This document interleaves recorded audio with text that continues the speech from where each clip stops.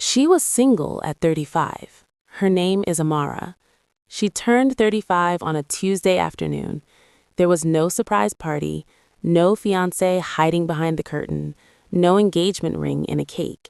Just a small cake from ShopRite, one candle, and her phone lighting up with messages that all sounded the same. Happy birthday, dear. This is your year. Next birthday in your husband's house. 35? Don't worry, God will do it. She replied with smiley emojis. But when the call stopped and the room became quiet, she sat on her bed and whispered, God, how many more "this is your year" will I hear? Amara is not irresponsible. She has a good job. She supports her younger siblings. She serves in church. She dresses well. She is kind. She prays. So what exactly is the problem? That's the question she asks herself at 2:17 a.m. when sleep refuses to come.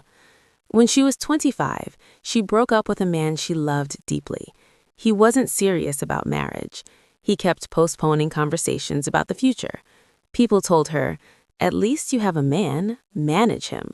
But she wanted more than managing. She wanted intention. So she walked away. At 27, she dated someone who promised heaven and earth, until she found out he was already engaged to someone else in another state. At 29, she said, maybe I'm too strict. At 31, she tried to relax her standards. That relationship ended in emotional manipulation. By 33, she was tired, not bitter, just tired. The hardest part isn't being single. The hardest part is the silence after weddings. It's going home alone after dancing at someone else's reception. It's catching the bouquet and everyone screaming, "You're next!" But deep down, you're thinking, I've been next for 10 years. It's sitting at family gatherings where your cousins, younger cousins, are discussing school fees and diaper brands, and someone turns to you and says, so, what's happening in your own life? As if your life is on hold. One Sunday after church, Amara overheard two women whispering behind her. She's beautiful, oh. I don't know why men are not coming. Maybe she's too picky. That word, picky. She went home and stood in front of the mirror. Am I too picky? She asked her reflection. Is wanting a man who respects you picky? Is wanting faithfulness picky? Is wanting emotional maturity picky? Or is society just uncomfortable with a woman who refuses to settle? But here's the part people don't see. There are nights she cries, not because she feels incomplete, but because she is human. She misses companionship. She misses having someone to call after a long day. She misses the idea of building something with someone. She's strong, yes. Independent, yes. But strength does not cancel desire. Independence does not erase loneliness. Social media makes it worse. Every scroll is an engagement shoot, a pregnancy announcement, a God did it caption. She celebrates them genuinely. But sometimes, after double tapping, she drops her phone on the bed and stares at the ceiling. God, when will it be my turn? And the most painful thought creeps in. What if it never happens? That thought scares her, because nobody talks about that fear out loud. At 34, something shifted. She stopped chasing, stopped over-explaining herself, stopped trying to shrink her personality to seem softer. She started therapy. She started traveling alone. She started investing more in her business. She deepened her friendships, and slowly she realized something powerful. Her life was not empty. It just looked different. One evening, while sitting on her balcony during a power outage, with only the sound of generators in the distance, she asked herself a different question. Not, why am I still single, but who am I becoming? She realized she had grown. At 25, she would have married the wrong man out of fear of being left behind.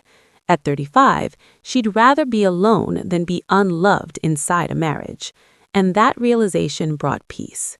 Not perfect peace, but grounded peace. Here's what nobody tells you about being single at 35. You grieve the timeline you imagined. You imagined meeting him at 26, married at 28, first child at 30. Now you're 35, and life did not follow your script. But growth rarely follows our scripts. One day, her married friend confessed something shocking. "I envy your freedom sometimes." Amara laughed, but her friend continued. "You know yourself deeply. You're stable emotionally. You're not rushing.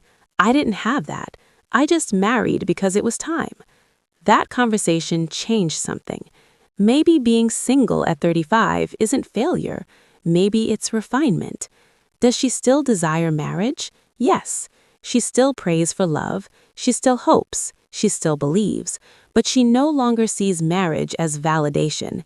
She sees it as partnership. And if partnership comes, it must add to her life, not rescue her from it.